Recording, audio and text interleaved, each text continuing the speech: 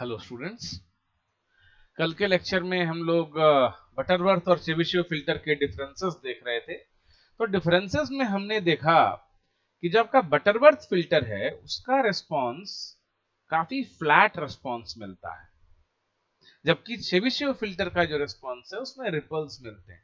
Butterworth में कहीं भी रिपल्स नहीं दिखाई देंगे, जबकि चेबीशेव में आपको रिपल्स नजर आएंगे। ठीक है, हाँ, लेकिन चेबीशेव का जो ट्रांजिशन है, ट्रांजिशन बहुत फास्ट ट्रांजिशन होता है चेबीशेव में। हाई टू लो ट्रांजिशन जो होना है या लो टू हाई ट्रांजिशन जो होना है वो चेबीशेव फिल्टर में बहुत फास्ट होता है in comparison to Butterworth filter. और इस वजह से बटरवर्थ फिल्टर का ट्रांजिशन विड्थ बड़ा होता है, जबकि चेबीशेव फिल्टर का ट्रांजिशन विड्थ छोटा होता है। तो जहां जैसी एप्लीकेशन होती है हम उसके अकॉर्डिंग बटरवर्थ और चेबीशेव फिल्टर्स का यूज कर लेते हैं। ठीक है, अब हम चेबीशेव फिल्टर की एनालिसिस पर चलते हैं। तो एनालिसिस में सबसे पहले हमें चेबीशेव फिल्टर का फंक्शन चाहिए होगा कि फंक्शन कैसा होता है आपके चेबीशेव फिल्टर का। तो मैग्नीट्यूड स्क्वायर्ड फ्रीक्वेंसी रिस्पांस आपके चेबीशेव फिल्टर का, जैसा कि हमने बटरवर्थ फिल्टर के केस में भी देखा था, तो मैग्नीट्यूड स्क्वायर्ड फ्रीक्वेंसी रिस्पांस जो होगा वो कितना होगा? वो होगा 1/1 plus epsilon square C N square omega over omega P. ठीक है, 1/1 plus epsilon square C N square omega over omega P, यह है आपका मैग्नीट्यूड स्क्वायर्ड फ्रीक्वेंसी रिस्पांस। अच्छा, इससे बेनिफिट क्या होता है? इससे बेनिफिट ये होता है कि जो हमारा स्पेसिफिकेशन आता है हमारे पास, जैसा कि बटरवर्थ फिल्टर में हमने देखा था, स्पेसिफिकेशन हमारे पास जो था फिल्टर का ये इस टाइप का। तो इसमें जब हम अलग अलग फ्रीक्वेंसी के लिए ओम 1 के लिए आपका मैग्नीट्यूड रखेंगे और ओम 2 के लिए मैग्नीट्यूड रखेंगे, तो वहां से हमारे कुछ पैरामीटर्स कैलकुलेट होते हैं, जैसे आपका फिल्टर ऑर्डर और पास बैंड एरर का जो आपका पैरामीटर है एप्सिलॉन, वो तो इस टाइप की चीजें वहां से कैलकुलेट होती हैं। ठीक है, तो इसके मैग्नीट्यूड स्क्वायर्ड फ्रीक्वेंसी रिस्पांस में आप देख रहे होंगे एक टर्म है ये, इसका नाम है एप्सिलॉन और ripple parameter in the pass band. Epsilon और ripple parameter in the pass band. ठीक है, और ये जो Cn के अंदर ब्रैकेट में लिखा हुआ है, इस पूरे का स्क्वायर किया गया है, Cn ओम ओवर ओम पी का स्क्वायर किया गया है। तो इस ओम ओवर ओम पी को अगर हम एक पैरामीटर, एक वेरिएबल x मान लें, तो ये क्या बनेगा? Cnx। ये Cnx क्या है? Cnx है Chebyshev polynomial of degree n, capital N, Chebyshev polynomial of degree capital N। ये जो एप्सिलॉन है इसकी वैल्यू आपको मिलती है जो आपका रिस्पांस है वहां से, जो आपका फिल्टर रिस्पांस है, ये वाली जो वैल्यू है जहां पर आपका A1 बन के आता है पास बैंड एज फ्रीक्वेंसी पर, जो आपकी वैल्यू निकल के आती है, यही A1 कितना होता है? 1/√1 प्लस एप्सिलॉन स्क्वायर। जैसे यहां लिखा हुआ है 1/√1 प्लस एप्सिलॉन स्क्वायर, ये क्या है? This is A1। ठीक है, और यही जो एप्सिलॉन यहाँ पर यूज हुआ है, यही एप्सिलॉन आपके यहाँ पर लिया गया है। ठीक, तो ये रिपल पैरामीटर है पास बैंड में ना। Cnx क्या है? Cnx is the Chebyshev polynomial of degree n, और उसको डिफाइन कैसे करते हैं Cnx को? Cnx is defined as Cnx is equal to cos of n cos inverse of x for mod of x less than equals to 1। और जब mod of x 1 से बड़ा होगा, जब mod of x 1 से बड़ा होगा, उस टाइम पे आपका जो Cnx है वो बन जाएगा cos hyperbolic of n cos hyperbolic inverse x। ठीक है, तो Cnx का दो आपके पास फॉर्मूला आया, दो टाइप का स्टेटमेंट आया। एक आया जब x mod of x less than equal to 1 है, मींस -1 और 1 के बीच में है x, और दूसरा है जब आपका x greater than 1 and less than -1 है, ठीक ना। तो अलग अलग कंडीशन में जैसे हमारे पास कंडीशन गिवन होगी उसके अकॉर्डिंग हम अलग अलग फार्मूले इसमें से यूज करेंगे। जहां हमारा mod of x less than equal to 1 होगा वहां हम cnx ऊपर वाला यूज करेंगे, इक्वेशन 23a यूज करेंगे, और जहां mod of x greater than 1 होगा वहां पर हम 23b यूज करेंगे, ठीक है ना। अब अगर हमें वैल्यूज कैलकुलेट करनी है, जैसे मान लो c नॉट x, n की अलग अलग वैल्यू के लिए अगर हमें चेबिशेव पॉलिनोमियल की वैल्यू फाइंड आउट करनी है तो हम कैसे करेंगे। जैसे मान लो c नॉट x, n की वैल्यू पुट की 0, जब n की वैल्यू 0 पुट करोगे तो किस रेंज में आएगा, पहला वाला 23a में आएगा, ठीक है। n की वैल्यू 0 पुट किया, अच्छा ये डिपेंड नहीं करता है कि 23a में होंगे या b में होंगे, क्योंकि वो तो x पर डिपेंड कर रहा है ना।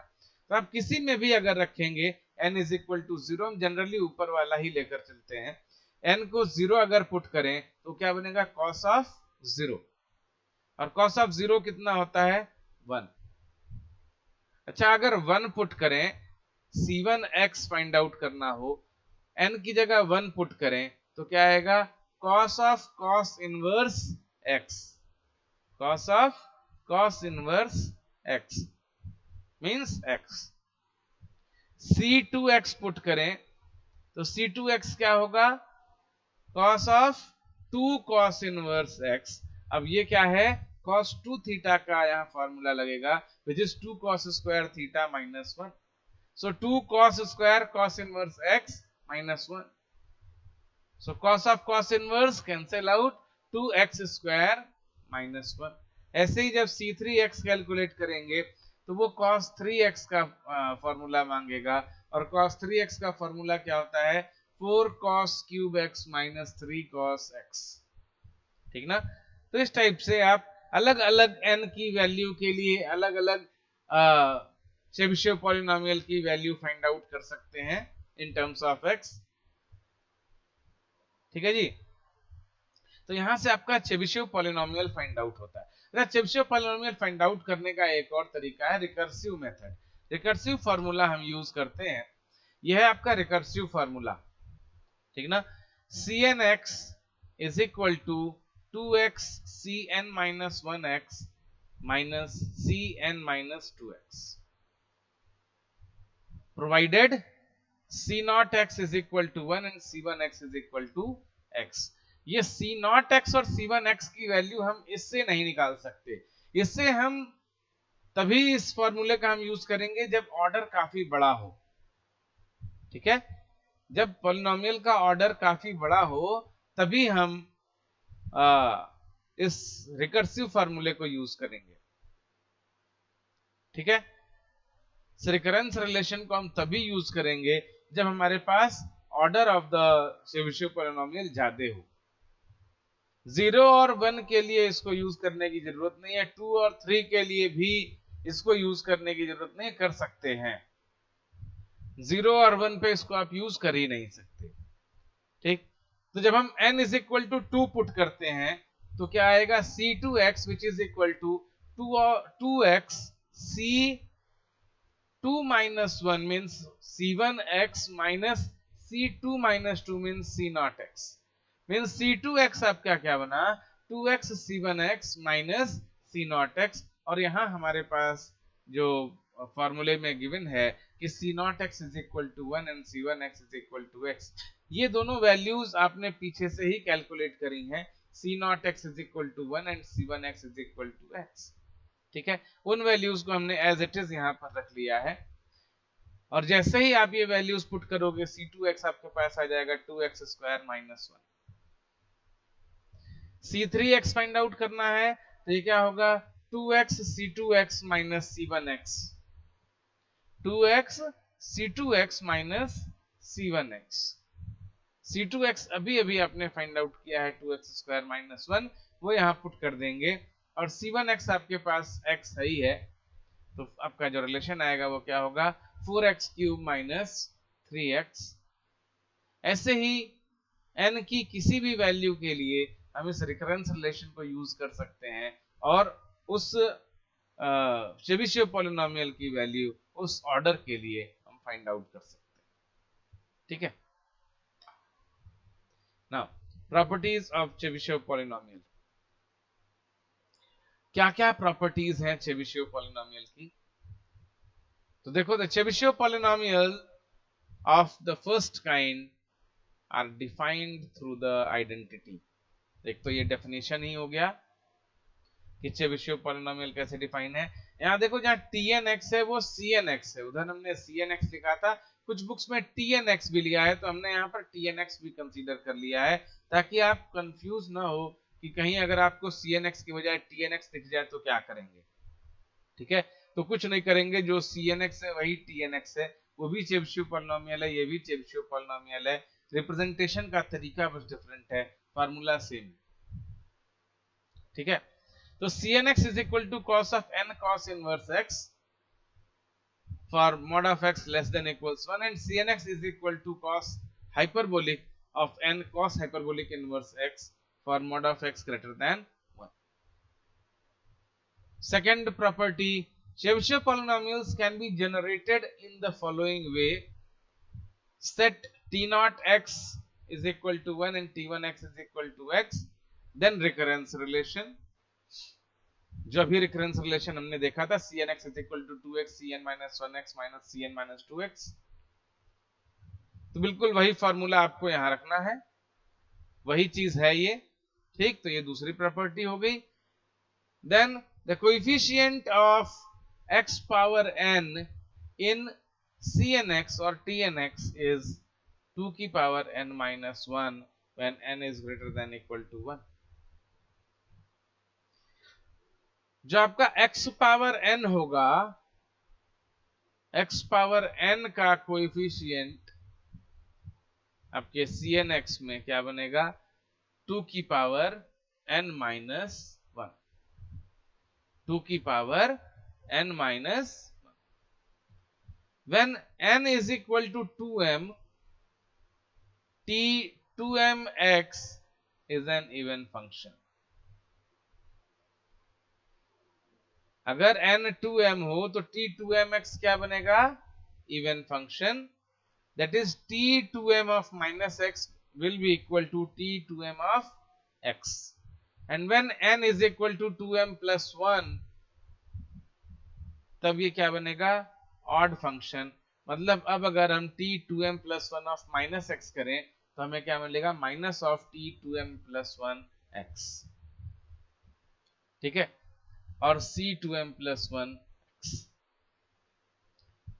And the last property of Chebyshev polynomial, mod of cnx is less than equals 1 for x in between minus 1 and 1। जब तक x या mod of x आपका लेस देन इक्वल्स 1 है, जब तक mod of x आपका लेस देन इक्वल्स 1 है, means इस कंडीशन में है, हम पहली वाली कंडीशन में है, तब तक जो आपका tnx है या cnx है उसका मैग्नीट्यूड हमेशा 1 से कम होगा, और होगा ही ऑब्वियसली, क्योंकि cnx है क्या? कोसाइन ऑफ एनी वैल्यू, और कोसाइन ऑफ एनी वैल्यू हमेशा -1 से +1 के बीच में ही होता है, उससे ज्यादा कहीं नहीं जाता। ठीक, एक क्वेश्चन है जो कि आपके एग्जाम में आया हुआ है, cn of minus x is equal to -1 power n cnx, ये आपको प्रूफ करना है। cn of minus x is equal to -1 power n cnx। देखो कैसे करेंगे। पहले हम ये मान लेते हैं कि जो आपका cos इनवर्स x है वो क्या होगा? थीटा। जो cos इनवर्स x है वो हमने क्या मान लिया? थीटा। ठीक है, अगर ये थीटा है तो cos inverse of minus x क्या बनेगा? पाई प्लस थीटा। भाई cos थीटा अगर x है और उस x को हमें माइनस x बनाना है तो हम क्या करेंगे, थीटा को पाई प्लस थीटा और pi plus cos inverse x means cos inverse minus x is equal to pi plus cos inverse x। ठीक, एक तो ये हमारे सामने आया कि cos inverse of minus x is equal to pi plus cos inverse x। ठीक है, दूसरी चीज हमें यह पता है cn x is equal to cos of n cos inverse x। यहां पर x की जगह माइनस x पुट कर दो तो cn minus x will be equal to cos of n cos inverse of minus x। अब जो cos इनवर्स माइनस x है वो कितना है, पाई प्लस cos इनवर्स x। ये वैल्यू आप वहां पुट कर देंगे तो आपका जो रिलेशन आता है वो ये आता है cn of minus x is equal to cos of n pi plus cos inverse x और equal to cos n pi plus n cos inverse x और equal to -1 power n cos n cos inverse x और -1 power n cn x। ठीक है, second proof आपसे कह रहा है कि प्रूव दैट और show that cn 1 is equal to 1। अब हमें x की वैल्यू 1 पुट करनी है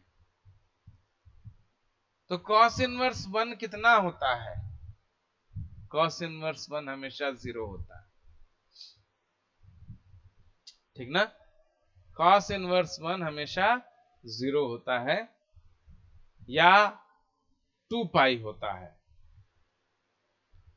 ठीक है, 0 होगा या 2n पाई होगा, वो हमेशा ही 1 देगा रिजल्ट। तो जब वो रिजल्ट आपका 1 दे रहा, सॉरी cos इनवर्स 1 की वैल्यू आपकी 0 आ रही है तो n इंटू 0 क्या बनेगा, 0। सो cos ऑफ 0 क्या बनेगा, 1।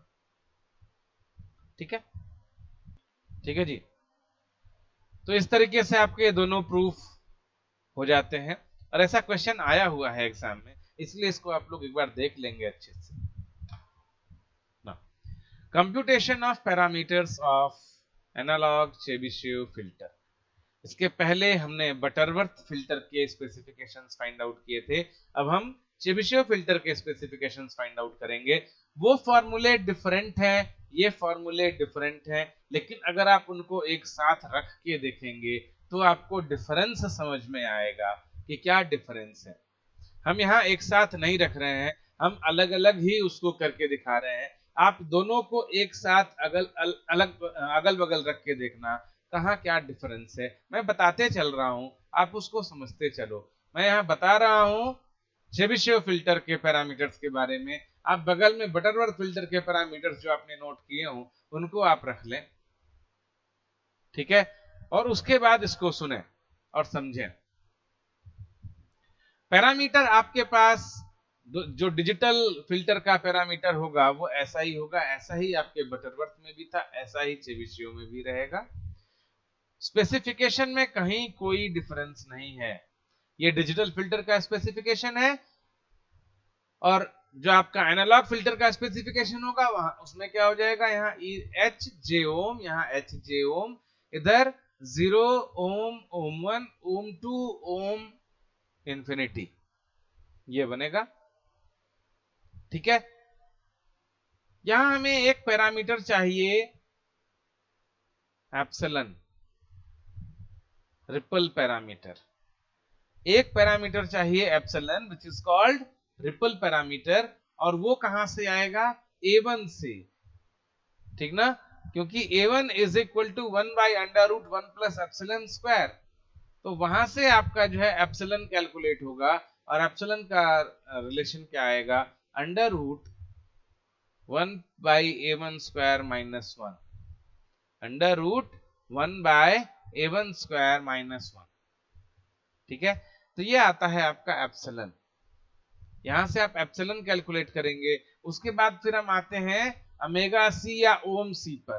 तो चेबीशेव फिल्टर के केस में हमेशा जो हमारा पास बैंड एज फ्रीक्वेंसी है, उस पास बैंड एज फ्रीक्वेंसी को ही हम कट ऑफ फ्रीक्वेंसी मान लेते हैं। ठीक है, तो ध्यान रखना बटरवर्थ के केस में हमने कट ऑफ फ्रीक्वेंसी कैलकुलेट की थी और उसका फॉर्मूला क्या था, ओम 1 divided by 1 by A1 square minus 1 whole power 1 by 2n। ठीक ना, ये आपका फॉर्मूला था cut off frequency find out करने का। लेकिन चेबीशेव के केस में कट ऑफ फ्रीक्वेंसी आपकी पास बैंड एज फ्रीक्वेंसी ही है ओम 1 और ओमेगा 1। जब हम डिजिटल कट ऑफ फ्रीक्वेंसी की बात करेंगे तो वो ओमेगा 1 होगा, जब हम एनालॉग कट ऑफ फ्रीक्वेंसी की बात करेंगे तो वो ओम 1 होगा। ठीक है, दूसरा है एन।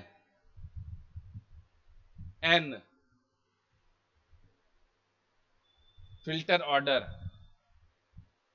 फिल्टर ऑर्डर हम जब कैलकुलेट करेंगे तो थोड़ा सा ध्यान देना, बटरवर्थ वाला फॉर्मूला भी यहीं पास में रखो और ये चेबीशेव का फॉर्मूला आपके सामने है। ध्यान दो क्या है formula, cos hyperbolic inverse 1 by epsilon. Epsilon क्या है, एप्सिलन है दिस टर्म जो आपके सामने यहां है। एप्सिलन क्या है, दिस टर्म। ठीक ना, 1 by A1 square minus 1 under root में। ठीक है, multiplied by 1 by A2 square minus 1 under root में। ठीक, अगर हम यहां एप्सिलन की वैल्यू रख दें तो क्या होगा, 1 by A2 square minus 1 divided by 1 by A1 square minus 1 whole power 1 by 2। ठीक, होल पावर 1 बाय 2। अच्छा, नीचे cos हाइपरबोलिक इनवर्स ओम 2 बाय ओम 1। अब जरा कंपेयर करो बटरवर्थ वाले से इसको, तो अगर हम cos हाइपरबोलिक इनवर्स की जगह log बेस 10 रख दें, cos हाइपरबोलिक इनवर्स की जगह अगर हम log बेस 10 रख दें तो क्या दोनों में और कोई डिफरेंस है? नहीं, कोई डिफरेंस नहीं है। जो फॉर्मूला आपका बटरवर्थ का था ऑर्डर के लिए, सेम फॉर्मूला आपके चेबीशेव के लिए है। डिफरेंस बस इतना है कि आप जब बटरवर्थ में ऑर्डर कैलकुलेट करते थे तो वहां आप लॉग बेस करते थे, लॉग बेस 10 लेते थे, और यहां पर चेबीशेव में जब आप इसको फिल्टर ऑर्डर फाइंड आउट करेंगे तो आप कॉस हाइपरबोलिक इनवर्स लेंगे। ठीक है ना, एक नया पैरामीटर आता है yn। और इसको लेने का मकसद क्या है कि yn के बेस पर ही हमारे जो फिल्टर पैरामीटर्स हैं जो कि HAS डिजाइन करने में हेल्प करेंगे वो कैलकुलेट हो सकते हैं। और yn क्या है, 1 by 2 1 by epsilon square plus 1 power 1 by 2 plus 1 by epsilon whole power 1 by n minus यही पूरा फंक्शन जो आपका लेफ्ट हैंड में है, यही पूरा function with power -1 by n।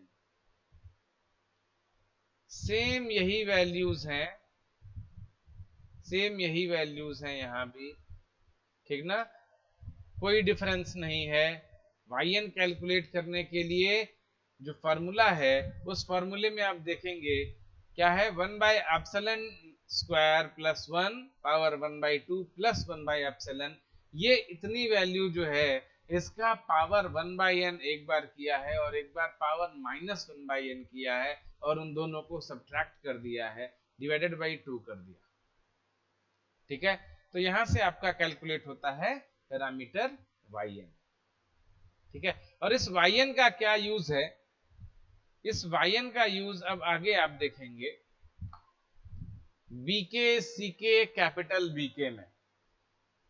तो जब हम बीके कैलकुलेट करते हैं तो बीके का फॉर्मूला क्या है, 2yn sin 2k minus 1 pi by 2n।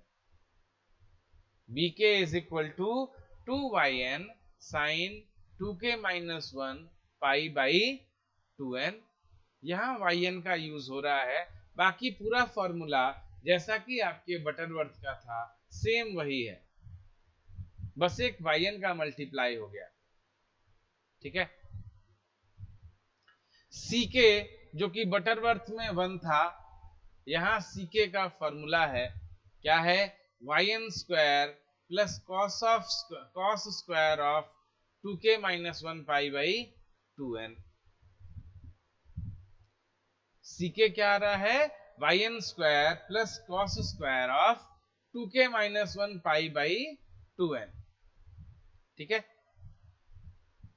और जब हम n is equal to odd लेंगे उस टाइम पर बी नॉट और C naught, capital B naught और सी नॉट एक्स्ट्रा आ जाएंगे टर्म्स। तो उस टाइम के लिए जो आपका सी नॉट होगा उसकी वैल्यू क्या होगी, yn। सी नॉट की वैल्यू क्या होगी, yn। और अब जब हम bk कैलकुलेट करेंगे तो कैसे करेंगे, जब हम बटरवर्थ में थे तो bk हमेशा 1 होता था, लेकिन जब हम चेबीशेव में हैं तो bk हमेशा 1 नहीं हो सकता। bk 1 कब होगा, जब n ऑड होगा। bk 1 कब होगा, जब n ऑड होगा, क्योंकि तभी ये वाला जो पाई का टर्म है, मल्टीप्लिकेशन का टर्म है, ये इस 1 के इक्वल होगा।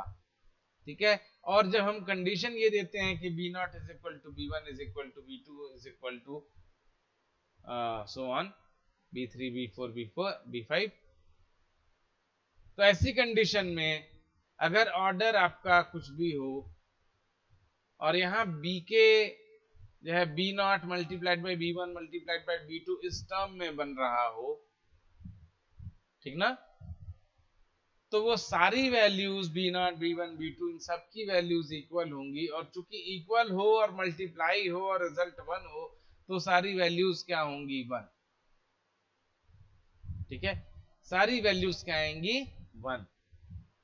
तो जब n ऑड होगा उसी केस में bk कैपिटल bk आपका 1 होगा, लेकिन जब n इवन होगा तब आपको कैपिटल bk कैलकुलेट करने के लिए पेन लेना पड़ेगा। और वो पेन कैसे लेंगे, मान लो n इज इक्वल टू 4 है, अगर n इज इक्वल टू 4 है तो n बाई 2 आपका 2 बनेगा, so k is equal to 1 to 2 bk means b1 into b2। अच्छा, ये सिर्फ bk नहीं होगा, एक मिस्टेक है, ये bk बाई ck होगा, bk बाई ck होगा, यहां भी bk बाई ck होगा। ठीक है, यहां भी bk बाई ck होगा। और मेरी जो मिस्टेक है उसको मैं दोबारा करेक्ट करता हूं कि जब n ऑड होगा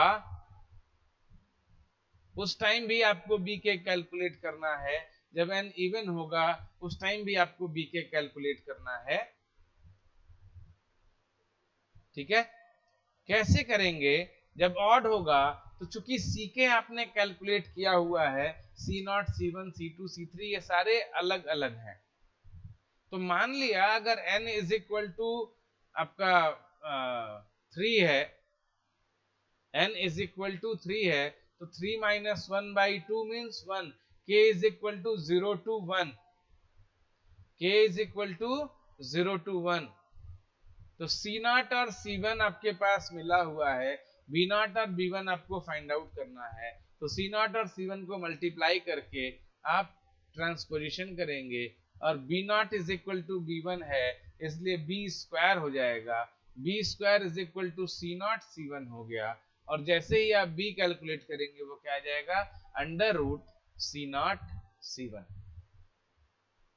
ठीक है, ऐसे ही जब n इवन होगा उस टाइम पर bk बाई ck हमें कैलकुलेट करना होगा।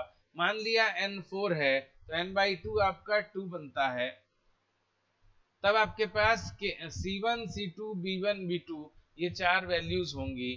ठीक है, तब आपको क्या करना है, b1 b2 divided by c1 into c2, c1 into c2 को आप मल्टीप्लाई कर दीजिए, सॉरी c0 c1 को आप मल्टीप्लाई कर दीजिए, अच्छा यहाँ तो c1 c2 आएगा ना, सॉरी c1 c2 को मल्टीप्लाई कर दीजिए, ऊपर b1 b2 रह जाएगा, उसको हम क्या कर देंगे b स्क्वायर, और इधर आपका a1 है ही है, a1 की जो भी वैल्यू हो जो गिवन हो स्पेसिफिकेशन से, उसमें आप c1 c2 का मल्टीप्लाई कर देंगे, और इस पूरे का जैसे ही आप अंडर रूट निकालेंगे आपके b की वैल्यू आ जाएगी।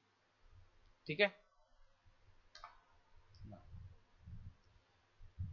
जैसा कि हमने बटरवर्थ फिल्टर में देखा था कि उस स्टैंडर्ड फॉर्म के अलावा एक और तरीका है आपके फिल्टर को डिजाइन करने के लिए, वो क्या है, पोल्स। तो बटरवर्थ के केस में पोल्स का फॉर्मूला अलग था, चेबीशेव के केस में पोल्स का फॉर्मूला अलग है। वो फॉर्मूला क्या है, वो है Sk is equal to R2 cos theta k plus j R1 sin theta k, where theta k is equal to pi by 2 plus 2k plus 1 pi by 2n। R1 क्या है, ओम 1 beta square plus 1 upon 2 beta, R2 क्या है, ओम 1 beta 2 square minus 1 upon 2 beta, और beta actually है क्या, beta है under root 1 plus epsilon square plus 1 divided by epsilon whole power 1 by n। तो यहां से आप इन वैल्यूज को कैलकुलेट करके आपके पोल्स को कैलकुलेट कर लेंगे, और फिर जैसे हमने बटरवर्थ में एचएस डिजाइन किया था 1 by S minus S one multiplied by S minus S two multiplied by S minus S three, इस टाइप से आप अपना एचएस डिजाइन कर लेंगे। ठीक है, अब एग्जाम्पल हम अगले लेक्चर में देखेंगे। Thank you.